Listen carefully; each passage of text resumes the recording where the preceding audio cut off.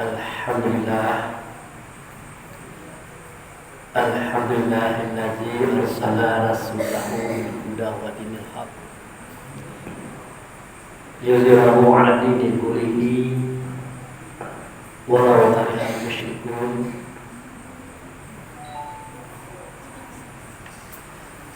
Asyhadu an la ilaha illallah wa asyhadu anna Muhammadar Rasulullah.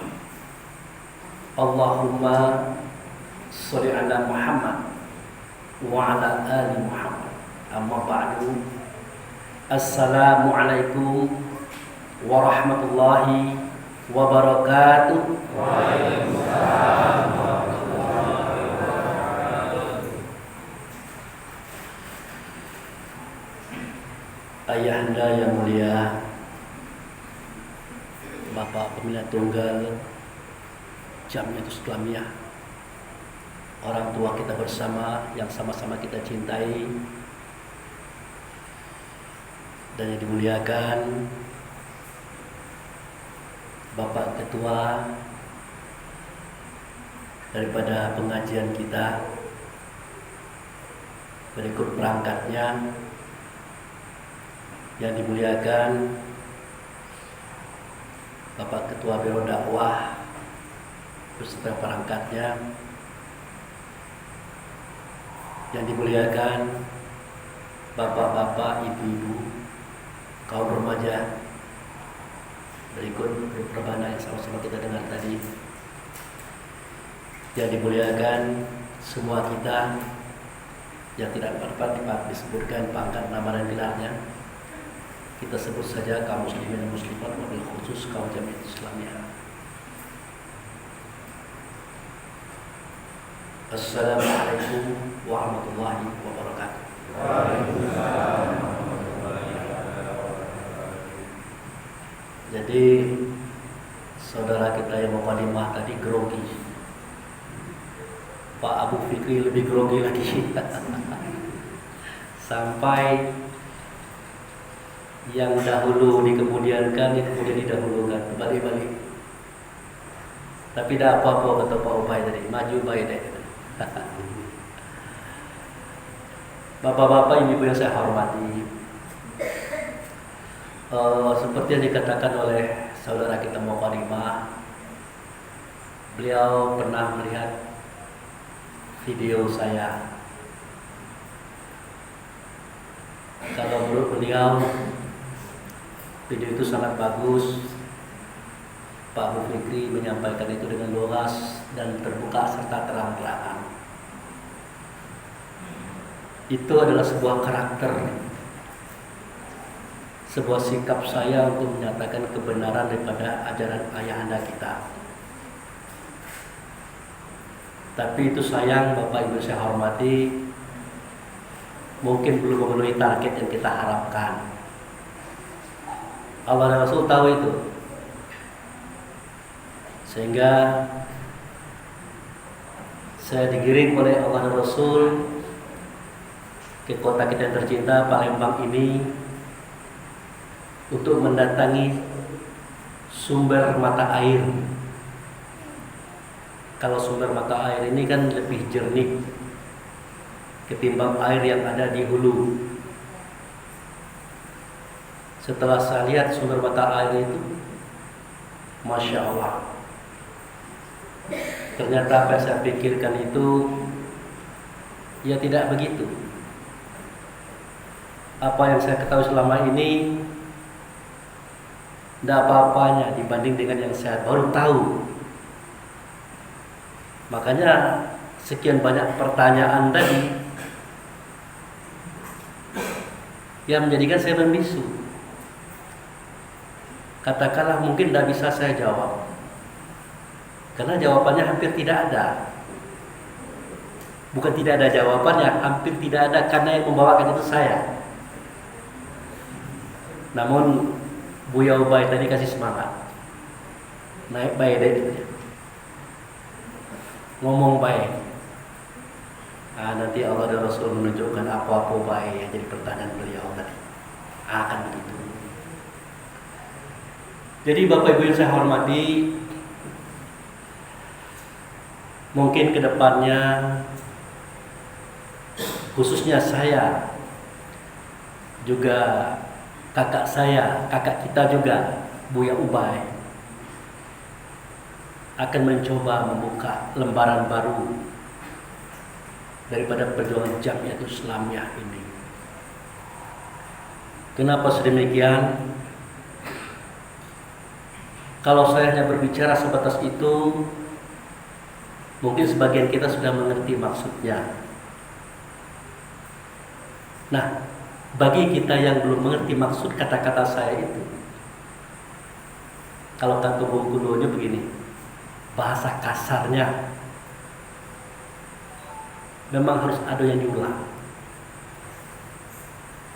memang harus ada yang diperbaiki lagi. Untungnya Allah dan Rasul itu menjadikan saya tidak malu mengatakan saya itu belum tahu, tidak malu mengatakan saya itu belum paham. Ya karena memang begitu adanya gitu. Dan bermodalkan itulah Allah dan Rasul menggiring saya ke kota Palembang, bergerak ke 11 Hulu, bertemu dengan saudara kita yang kita kenal dengan Ustadz Haji atau Buya Ubaidillah. Dan 3 hari dengan hari kemarin kami berkumpul-kumpul, bermusyawarah tentang kaji. Saya hanya diam saja. Diam bukan diam, tapi menangis di hati saya. Kenapa kaji yang seperti ini selama ini tak timbul gitu? Ya Pak Abu Fikri, jangan ngomong gitu dong. Sudah banyak kaji JMI di timur, bahkan Bapak sendiri sudah membuat video 500-an. Jadi saya pikir-pikir, Masya Allah. Saya janji kepada Allah dan Rasul, juga kepada kakanda saya Buya Ubaidillah, nanti kita akan timbulkan. Tapi bantu saya. Bantu dengan apa? Di samping dengan doa, dengan peluru-peluru untuk saya gunakan dalam perjuangan ke depan. Satu contoh tadi pertanyaan Adinda tadi, dia menanyakan kemana kembali sembah. Apakah Pak Abu Fikri ada jawabannya? Saya jawab ada. Bukan tak berani saya pernah menyampaikan, bukan tak berani, tapi malu. Karena saya sudah tahu bahwa jawabannya itu beda dengan yang saya tangkap kemarin gitu. Namun tidak apa-apa, saya ceritakan sedikit daripada pemahaman yang sudah-sudah, di mana semua kita ini kan berjalan menuju kebenaran. Nah, di momen kita berjalan kepada kebenaran itu, ada kekeliruan yang kita temukan, ada kesalahan yang kita temukan. Bagi Allah dan Rasul itu tidak masalah. Yang penting niatnya ikhlas. Nah, itulah yang saya alami hari ini. Walaupun video-video yang saya buat itu sudah banyak membawa orang di luar masuk pengajian Jamiatul Islamiyah. Itu uniknya. Nah, saya berikan contoh. Seketika ada kalimat falyanzuril insanu mimma khuliq, khuliqa mimma indafik yakhruju min baini sulbi wa tara'ih. Hendaklah manusia itu memikirkan dari apa asal kejadiannya. Nah, sewaktu itu saya berpikir, apakah benar manusia itu bisa berpikir? Gitu. Karena yang sewaktu itu saya katakan, di ayat itu juga dikatakan, yang namanya manusia itu yang terbuat dari air sulbi. Falyanzul insanu mimma khuliqa mimma indafik yakhruju min baini sulbi wa tara'ih. Jadi benar, manusia itu terbuat dari air sulbi. Kalau kita pergi ke dunia kedokteran, air sulbi itu kalau kita cek ternyata ada makhluk di dalamnya yang namanya spermatozoa. Dan dia hidup, dia bernapas, berjalan, berlari dan berkembang dalam rahim perempuan. Padahal di dalamnya belum ada ruh. Tapi kok dia hidup? Nah, pas 4 bulan 10 hari, maka berfirman Allah dalam kitab Quran, "Sumasawahu wa nafakha fihi min ruhihi wa ja'ala lakum sam'a wal absar wal afidah qalilan ma tashkurun." Setelah aku melihat kepada keadaan daripada spermatozoa tadi sudah mulai sempurna, waktu itu aku meniupkan ruh ke dalamnya. Ruhnya aku, kata beliau. Apa yang terjadi? Yang tadinya kamu tidak punya, yang tadinya kamu punya telinga belum bisa mendengar, dengan masuknya ruh kamu bisa mendengar. Yang tadinya kamu punya mata belum bisa melihat, dengan masuknya ruh kamu bisa melihat. Yang tadinya kamu punya hati belum bisa merasa, dengan masuknya ruh kamu bisa punya rasa. Yang tadinya kamu punya otak, kalau boleh ditambahkan, belum bisa berpikir, dengan masuknya ruh kamu bisa berpikir. Artinya yang mendengar di telinga, melihat di mata, merasa di hati, berpikir di otak, bukan tubuh itu. Bukan yang hidup dalam tubuh itu, tetapi ruh. Namun kenapa Allah mengatakan hendaklah manusia itu memikirkan? Lalu bagaimana cara dia bisa berpikir? Sedangkan dia saja tidak bisa mendengar tanpa ruh, tidak bisa melihat tanpa ruh, tidak bisa merasa tanpa ruh, tidak bisa berpikir tanpa ruh. Bagaimana pahamnya ini? Tapi sudahlah, saya katakan, saya memang tidak mengerti, tapi kata Allah mengerti. Mudah-mudahan Allah berikan itu pengertian. Nah, ternyata ada semacam penamaan yang Allah berikan juga kepada ruh ini, dengan nama tempat dan lokasi dia ada berada pada saat sekarang. Makanya pada video yang pernah saya buka, kita itu punya beberapa nama sesuai dengan situasi dan kondisi, sesuai dengan keadaan. Nah, ketika kita terservih daripada Muhammad, nama kita Nur. Seketika kita menyaksikan Allah yang nyata adalah Muhammad, nama kita Mukmin.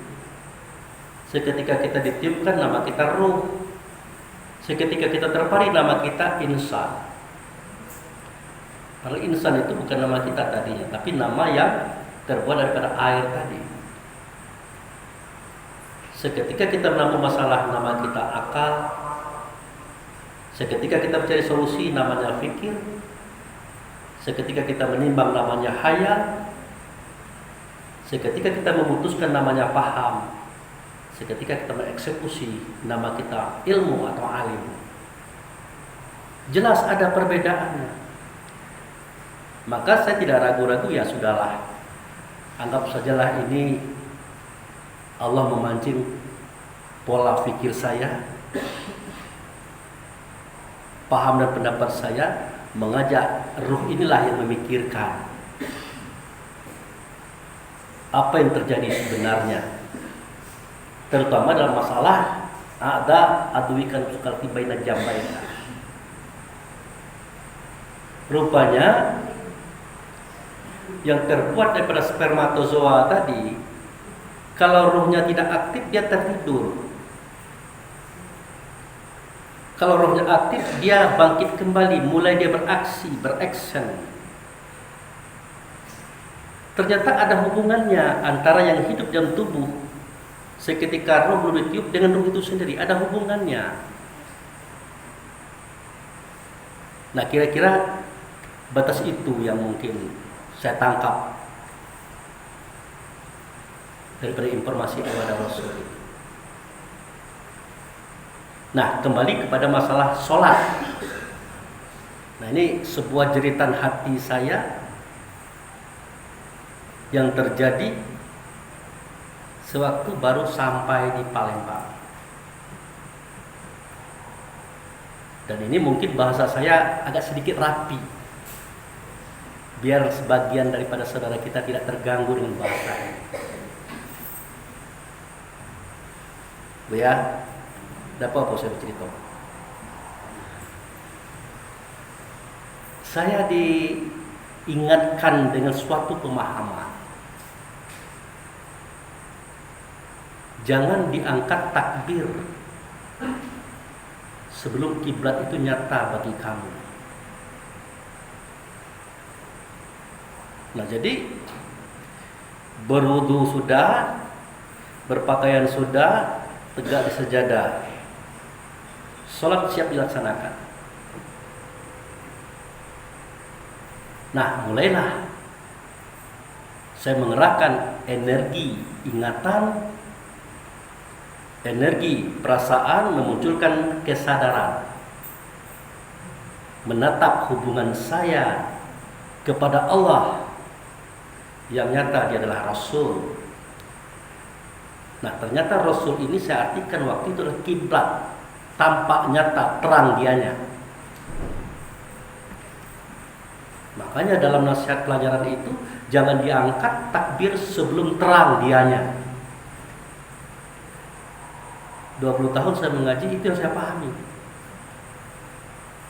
Tapi 1 jam mungkin bertemu dengan kakanda saya Buya Ubay,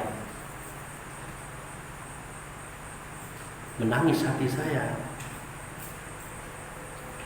Justru lebih ngeh lagi seketika saya subuh bikin video. Bapak-bapak, ibu-ibu, mungkin sedikit saya ceritakan bagaimana cara saya bikin video. Saya bikin video itu tidak pernah di karang-karang gitu.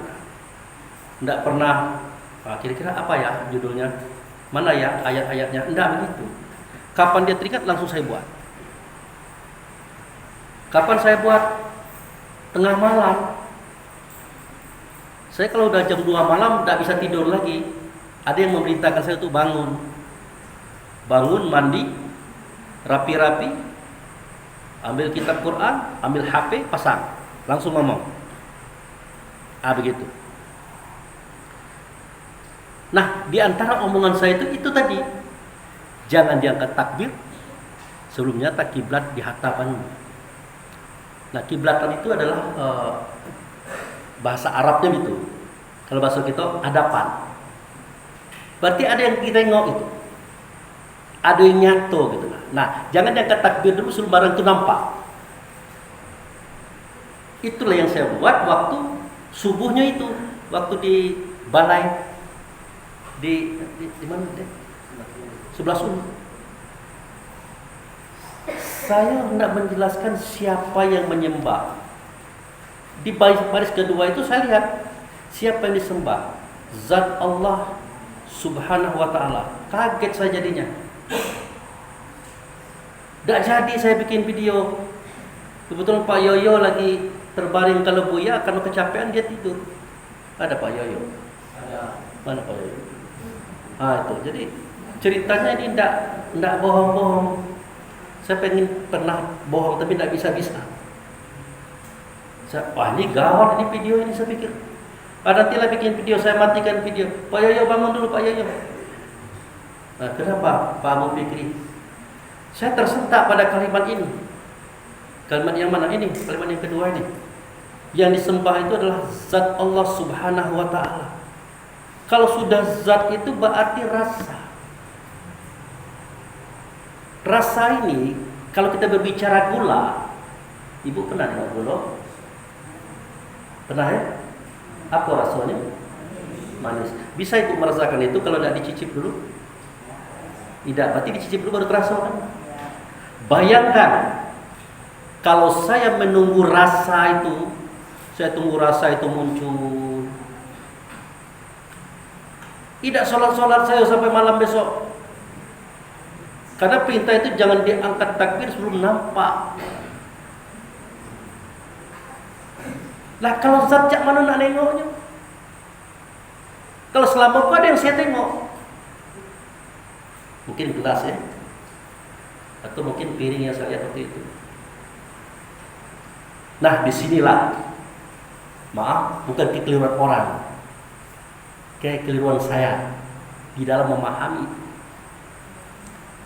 Ternyata bukan tercogok barang itu, tapi teraso. Itulah yang di dalam mobil tadi saya sampaikan.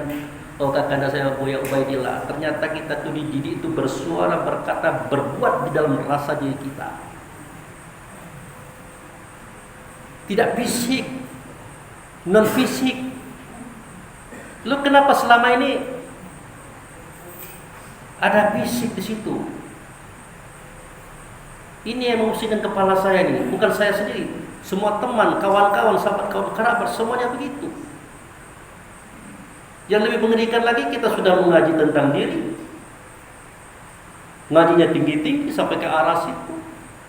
Kita ngomong ada adu ikan suka lagi baina jambaika. Sesungguhnya musuh yang perlu kamu lawan adalah musuh yang ada pada dirimu, sebahasa hawa nafsu dan setan. Tapi yang saya lihat bukan itu musuhnya. Ibu tahu siapa musuhnya? Kawan kita itulah, dek beradik kita itulah. Kita benci kayaknya, iri dengki, menghasut, menghina kemana-mana. Bingung saya. Saya pergi ke daerah ini, sama. Pergi ke daerah ini, sama. Nah, ngomonglah saya dengan saudara saya itu, bapak jurnalis dari Banten itu. Dia juga bingung. Maka terjawab sudah kebingungan itu seketika saya datang ke 11 Hulu Palembang. Pantas saja, pantas untuk terjadi. Arah kompas ini ya bukan ke sono, ke sini sebenarnya. Nah, itulah persoalan saya. Kalau begitu cara arah kompas yang kita lakukan selama ini, inilah akibatnya. Udah ngaji kita, semakin kita ngaji semakin salah. Semakin kita dalam kajian kita semakin tidak benar. Kalau cerita tentang keburukan manusia, saya rasa kita tidak usah ceritakan karena kita semuanya memahami itu. Tapi itu yang terjadi. Nah, berbeda dengan yang saya lihat waktu itu, 3 hari terakhir malam tadi. Damai, rukun. Ternyata mereka didamai dan rukun karena memang ada satu yang disembah, yaitu zat Allah Subhanahu wa ta'ala, tidak sosok.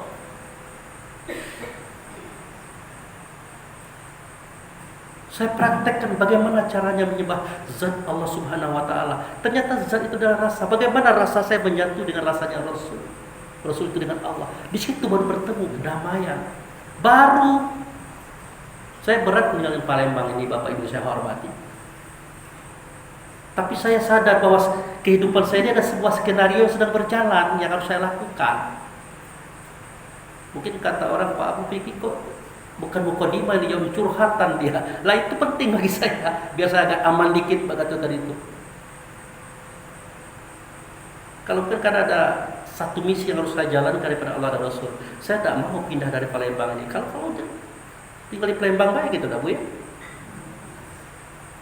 Tapi itulah, tadinya saya cuma berminat ke Palembang. Belum ada saya terpikir ke ke Pulau Botak ya. Pulau Gundul. Belum terpikir. Akhirnya terpikir ke sana. Saya teleponlah saudara saya dari Banten. Ada minat saya untuk ke Banten juga. Tahu adik Surabaya nelpon. Kapan Bang ke Surabaya? Kapan saja siap. Teringatlah ada Profesor Imam itu di Malang tempatnya. Akhirnya terciptalah sebuah skema perjalanan yang harus sampai ke Malang sana. bertemu dengan ketua umum DPP Jamiah Islamiyah. Oh, ini cerita itu rupanya. Sebelum kamu ke situ Abu Fikri, kamu singgah ke 11 Ilir dulu ya. Temui dulu saudaramu Buya Ubaidillah. Jelaskan ini ceritanya, bukan begini. Tanpa kita harus menyalahkan yang lain. Karena tidak bisa kita salahkan juga orang lain. Karena kita banyak salah ketimbang salah orang lain. Yang penting kalau kita punya kebenaran dan kita tahu sebuah kebenaran, kebenaran inilah yang akan kita bawa, yang kita sampaikan. Bayangkan bapak-bapak, ibu-ibu, video yang sudah hampir 500 buah itu, apa itu artinya itu? Tapi saya udah hilang akal. Wah, itu seri 1 itu, tingkat 1 saya bilang gitu. Ini tingkat keduanya ini. Padahal bukan begitu arti yang sebenarnya. Maaf ibu, bisa ditangkap maksud cerita saya? Karena saya bikin video ini Indonesia. Jadi kalau kita nembak di atas kuda, kita katakan batu, kita bilang batu, kayu kita bilang kayu, besok sepatu dalam kepala saya. Jadi ada apa teknik bersuara berkata yang kira-kira kita nembak orang, tapi orang itu kena tidak mati, tapi terasuh. Ujung-ujungnya mati juga dia. Ada tekniknya itu. Nah, kalau untuk dunia politik mungkin kira-kira Cak Rocky Gerung tu lah. Nyong kencang-kencang Cak Mano juga tak pacen tangkap-tangkap orang. Nah, itu bukan Rocky Gerung, yang lain lagi. Begitu. Nah, jadi setelah Kakanda Buya Ubaidillah mengatakan yang disembah itu Abu Fikri, cocoklah yang tertulis itu zat Allah subhanahu wa ta'ala. Apa itu zat? Zat itu adalah rasa. Nah, bagaimana kita mengangkat takbir seketika kita melihat rasa, sedangkan rasanya tidak bisa dilihat? Nah, itu. Ternyata bukan dilihat, seketika rasa itu sampai. Rasa yang mana? Rasa diri kita sampai kepada rasanya Rasul yang serta Allah tadi. Bagaimana cara kita mengetahui barang itu sudah sampai atau belum? Terasa dingin, enak, nyaman, bahagia kita di dalamnya. Angkatlah takbir. Di situ tidak cerita kursi, tidak cerita meja, tidak cerita sosok. Cerita rasa. Ya Bu, 20 tahun Bu saya nyembah kursi. Ya Bu, saya nyembah meja. Dek beradik saya di mana-mana saya itu juga. Apa kami tidak belagu terus? Utulah saya cari aman. Saya pun celi juga, kata orang dulu celi. Kalau bahasa Palembangnya apa? Nak selamat dewe itu nak. Apa namanya? Karena saya dapat konsep dalam Quran itu. Apa bunyinya? Fazkuru ni'mati allati an'amtu alaikum. Ingat oleh kamu akan nikmatku. Nah, ini kode ini.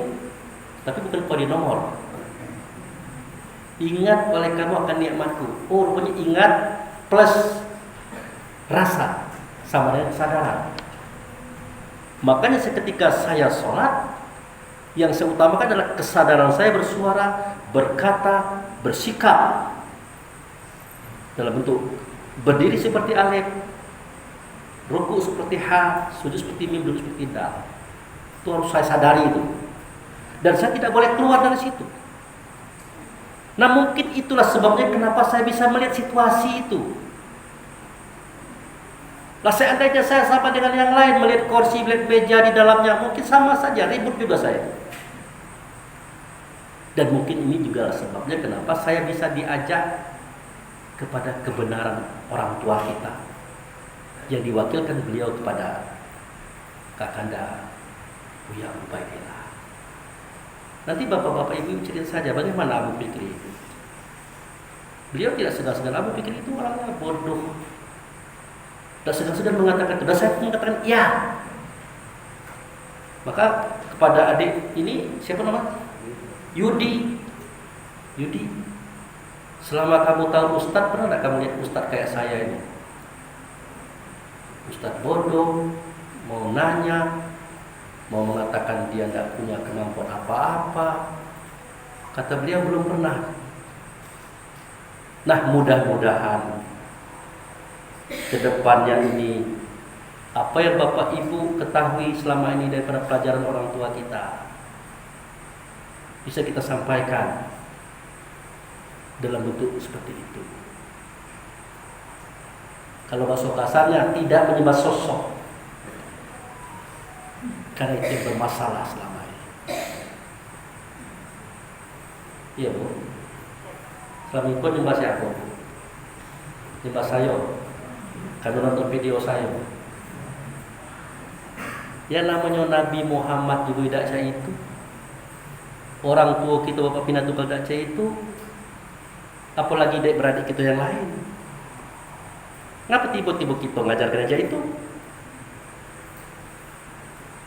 Oh mungkin Pak Abu Fikri yang salah tangkap. Mungkin Pak Abu Fikri salah tangkap, dek beradik yang lain salah tangkap galo. Makanya kami ini berantem melulu dalam kelompok-kelompok. Artinya kita tidak menyalahkan orang. Kita yang salah, ngaku salah tangkap. Nah mudah-mudahan tangkap sekali itu tidak salah lagi. Karena antara pernyataan dengan kenyataan sama. Kata Buya, bukan sosok Pak Abu Fikri, tapi zat Allah Subhanahu wa ta'ala. Kalau sudah berbicara zat, itulah bercerita rasa. Rasa itu tidak diketahui kecuali dengan rasa. Makanya saya katakan tadi, seketika kita melihat gula, apa rasa gula? Manis. Apa rasa kopi? Pahit. Jadi pahit dan manis itu sifat, kata beliau. Belum zat itu. Apa itu ciri-ciri sifat? Bisa kita sebutkan, pahit, manis. Tapi Pak Abu Fikri coba ceritakan bagaimana itu manis. Angkat tangan saya. Bagaimana itu pahit? Angkat tangan saya. Ternyata dia masuk pada cerita zat. Nah inilah awal daripada inna awal yuhasibu min amali bani adam as-sholat. Yang pertama kali dihisab oleh Allah hari ini, bukan besok. Yaitu masalah sholat tadi, masalah hubungan rasa kita kepada Rasul serta Allah tadi. Lah kalau keliru cara kita mempraktekkannya, hasilnya pun keliru. Kalau benar cara kita mempraktekkannya, hasil pun benar. Bagaimana cara membuktikannya? Kita tenang, dek beradik. Tidak ribut, dek beradik. Ada rasa keprihatinan nengok adik susah, adik miskin. Apalagi musyawarah sampai jam 4. Ya jadi jam 4 ya. Kalau kami di Bengkulu sampai jam 4, sejam di belakang kami. Besok musuhan gitu. Seorang-seorangnya ngomong kalau seorang-seorangnya pintar kalau. Sorry. Maksudnya saya dengan kawan-kawan di Bengkulu, bukan Bengkulu. Nah gitu. Diralat nanti dituntut orang pula kita. Saya dan teman-teman sekelompok yang ada di Bengkulu. Itu. Ini bahaya nih bahasa ini. Itu. Jadi sampai saya berjanji saya tidak akan berdiskusi lagi, tidak akan berdialog lagi. Kalau inilah hasilnya, pertikaian, permusuhan secara dingin. Coba tidak dingin, kita lihat buku rumahnya negur tuh bergerak dikit baik pala. Percuma baik kita beragama kalau tidak bermusuh-musuhan. Karena dasarnya sudah tidak pas. Beda dengan yang malam itu. Sampai jam 4 Bapak Ibu saya hormati, saudara-saudara kita tuh bermusyawarah, ketawa-ketawa, riang-riang. Ini luar biasa, ini modal saya pertama kali yang harus dikembangkan. Nah itu. Termasuklah usaha yang mengatakan jangan dibawa kaji ini keluar. Ada itu, saya ucapkan di video. Nanti akan memancing fitnah. Betul. Kaji kita ini kalau dibawa keluar akan memancing fitnah. Betul. Kalau tidak pacak nyampaikan tuh. Makanya para pendakwah harus belajar untuk pacak nyampaikannya biar dia bisa keluar. Itu berkali-kali saya tekankan. Masih juga mengatakan jangan. Saya katakan kali ini memang sebuah kebenaran, kita uji kebenaran ini. Kita keluarkan. Kalau kata orang benar, berarti benarlah kata kita. Coba sebutkan. Jangan kita takbir sebelum nampak kiblat. Sebutkan itu kiblat di siapa. Kursi misalnya kan. Sebutkan kalau berani. Kalau tidak berani berarti kita yang katakan benar, orang belum tentu. Kata Buya, jangan Abu Fikri bergelang tangan tuh. Nah, lah jelas itu.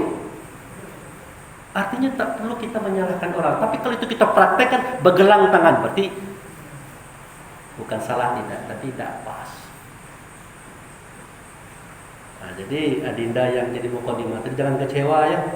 Nah, tunggulah setahun lagi Abu Fikri datang sini. Baru tanya macam tadi itu, baru boleh itu. Ya saya ikut aja kata Allah, kata Rasul yang tertuang pada surat 16 ya, ayat 125 itu. Ud'u ila sabili rabbika bil hikmah wal mau'izati hasanah. Ajaklah orang itu ke jalan Tuhanmu. Nah, berarti kita disuruh ngajak mereka itu agar bisa balik kepada Tuhan dengan hikmah. Hikmah itu adalah petunjuk daripada Allah dan Rasul. Makanya ini harus dicari ini. Jangan merasa cukup dengan apa yang ada. Wal mau'izah, keberanian, kesiapan.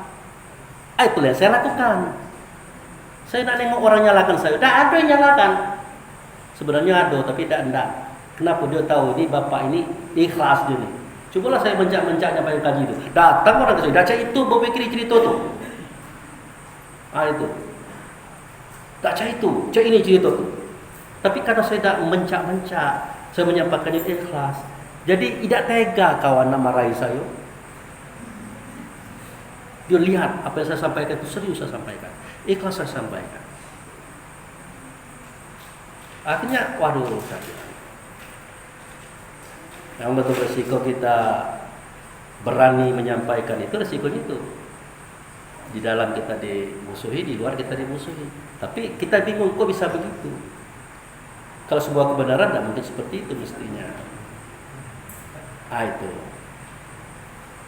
Jadi begitu ibu-ibu yang saya hormati, saya sarankan walaupun baru dapat ilmu sebuah dua buah daripada Kakanda Buya Ubaidillah ini, saya mau memberikan saran. Sebelum kita melakukan sholat, hubungan kepada Allah yang nyata pada Rasulnya di dalam batin kita, dalam rasa kita, saya sarankan kita serius.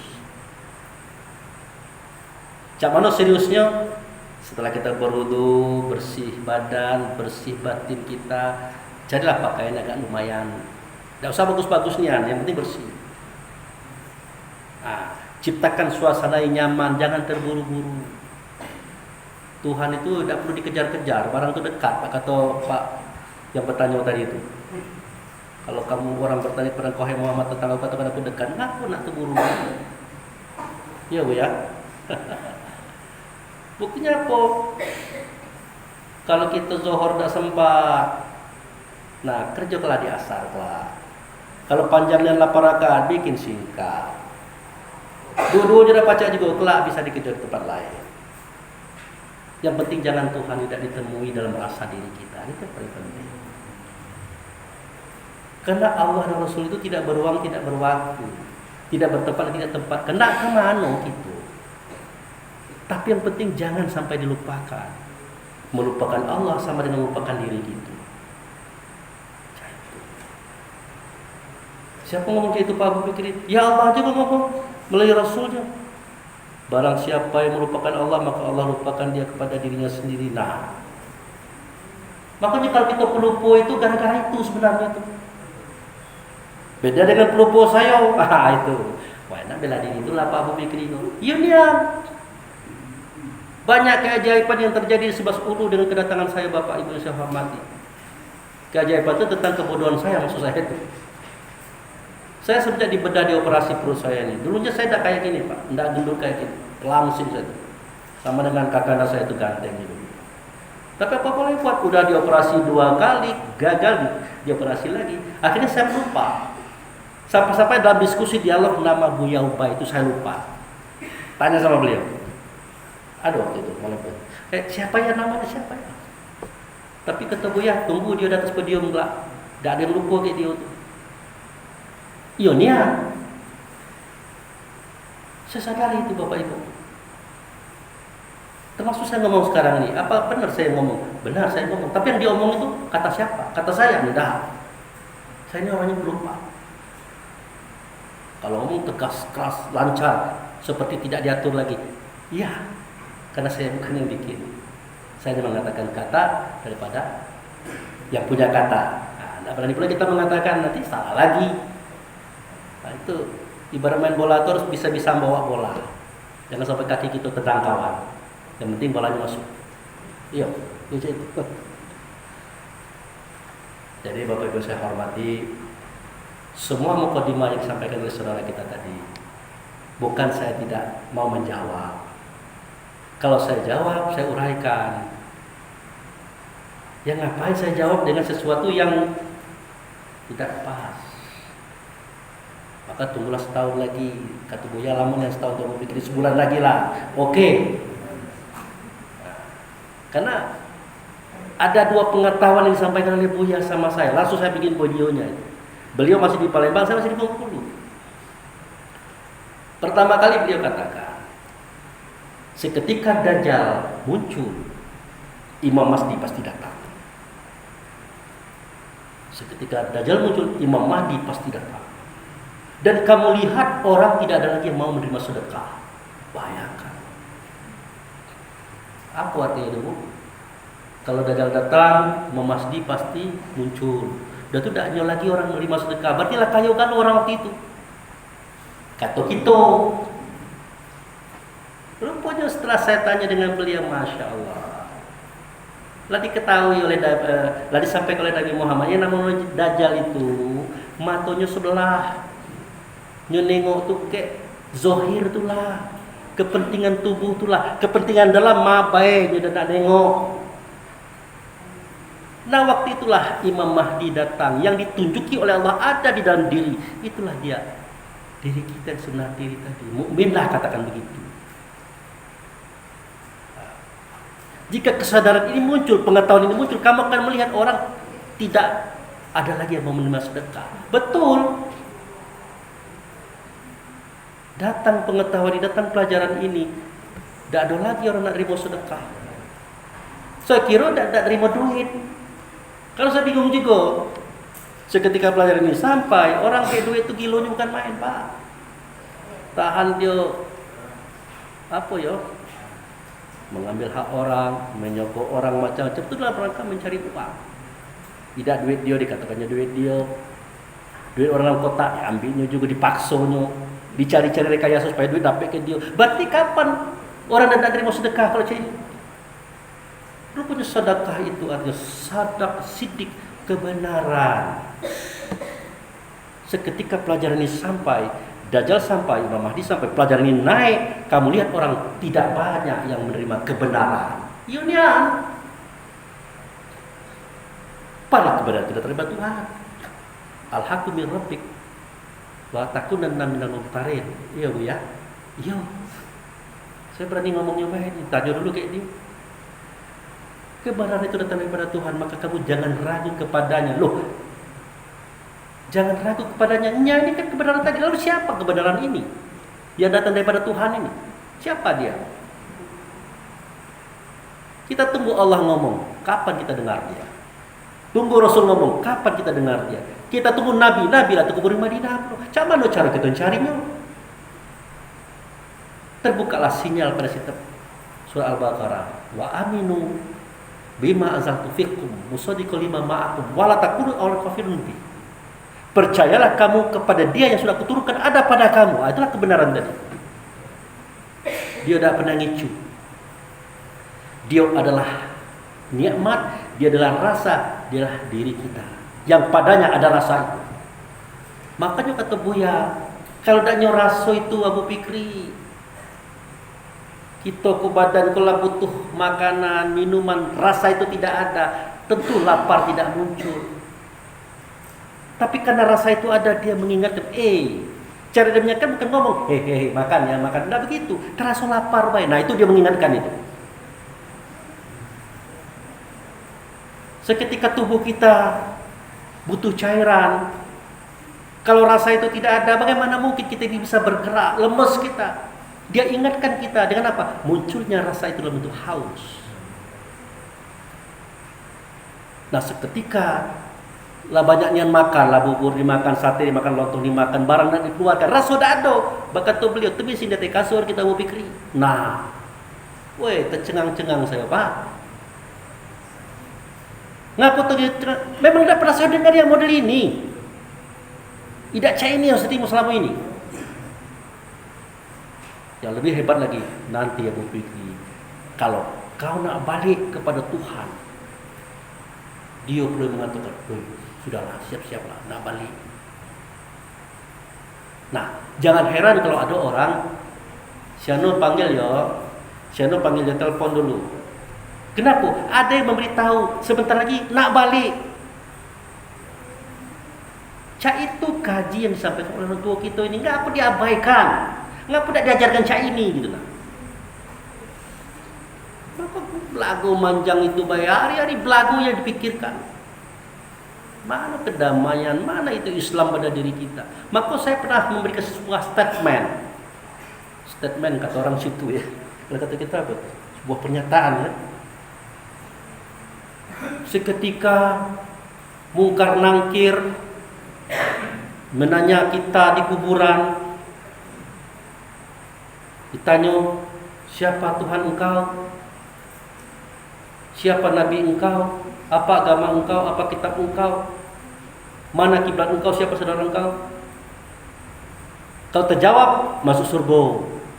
Tidak terjawab, dihukum. 1 kali pertanyaan tidak jawab, 100 kali cambuk kata kawan. Itu yang saya tangkap. Jadi yang saya sampaikan itu satu kali. Setelah saya olah lagi, la ilaha illallah. Tidak cerita, ngapa lain. Nah, jadi saya setuju kalau bapak-bapak ibu yang selama ini menonton apa yang saya sampaikan itu menyalahkan saya setuju. Walaupun saya tidak melihat untuk itu salah gitu. Karena itulah kenyataan. Ternyata pertanyaan yang 6 itu diberikan oleh Allah dan Rasul melalui mungkar nangkir itu hari ini. Seketika kita dikubur dalam tubuh, dalam dada, dalam hati, kita melakukan kesalahan yang banyak. Kita benci kepada saudara kita, iri kepada saudara kita, memfitnah saudara kita, menghancurkan mereka, mencurangi mereka. Bertanyalah dia, woi, apa? Kau ngaji kan dia? Siapa Tuhan kau kok? Siapa Rasul yang kau ikut? Apa kitab yang kau baca? Siapa jadi kiblat kau? Siapa saudara kau? Kita jawab muslimin muslimatmu. Kalau cah itu ngapa kau cah ini? Ternyata pertanyaan itulah tamparan kepada kita yang di dalam kubur ini seketika kita melakukan kesalahan. Nah, cak mana nak mengeluarkan kajian ini? Kalau tidak dilakukan oleh orang yang memang siap diberikan pengetahuan, siap diarahkan.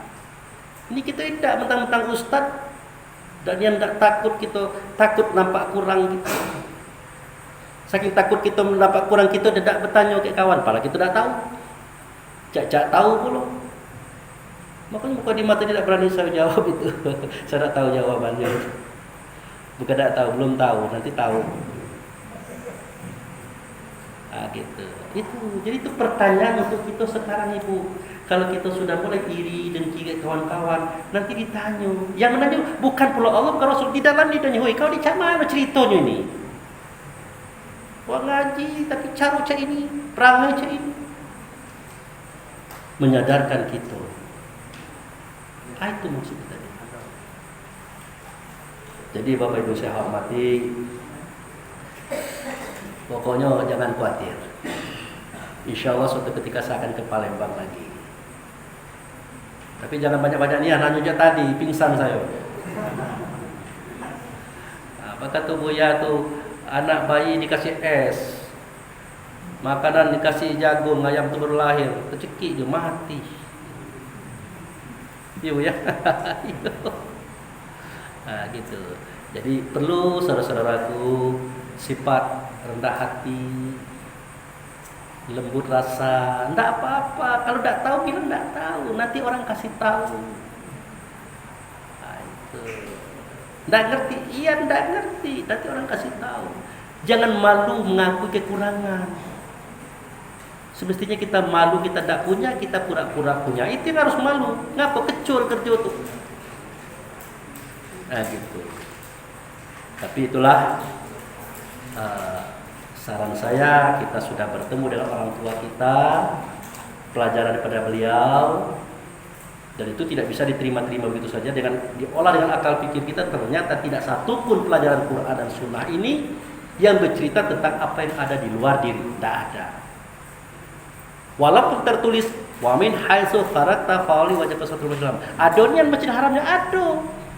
Ado dekat banyak ado. Ternyata semua yang tertulis itu adalah keterangan. Benda yang diterangkan ada di Mekah, tapi sejatinya bukan itu. Kesini barang. Baru bisa kita mengolahnya. Kalau ke Mekah tuh nanggung Pak, beli beras bepaya, baru jalan ke Mekah. Iya Pak. Ampun gitu ke dunia ini kalau kita tidak tahu, cecak tahu. Udahlah ya. Terus saya teruskan lagi ceramah jadi nanti. Banyaknya terbuka rasio saya lah, tapi tidak apa-apa. Saya mencontohkan. Iya. Apalagi nengok beliau ini konon kabarnya belum punya istri, lah jadi pendakwah, geleng kepala saya. Dia bercerita tentang kaji, Masya Allah. Saya belajar sama dia kemarin malam. Yun, apa itu artinya? Dia jelaskan. Ulang lagi yang tadi. Biar saya ingat, dijelaskan. Saya ambil. Nah, itu adalah gitu bapak yang memberikan kata apa tadi. Nah, dia juga begitu memberikan sesuatu kepada saya. Jadi itu bapak ibu saya hormati. Saya hanya minta doa restu kepada kita semua. Doakan saya sehat, umur panjang. Kita sama-sama berjuang untuk memunculkan apa yang sudah disampaikan oleh Allah Rasul melalui pelajaran-pelajaran yang dibawa oleh ayatnya kita. Kita tidak akan menyalahkan siapapun dalam masalah ini, tapi kita berjalan di kebenaran kita bawa. Mudah-mudahan kita selamat, semua orang selamat. Setuju? Oke, demikian terima kasih. Wabillahi taufiq wal hidayah. Assalamualaikum warahmatullahi wabarakatuh.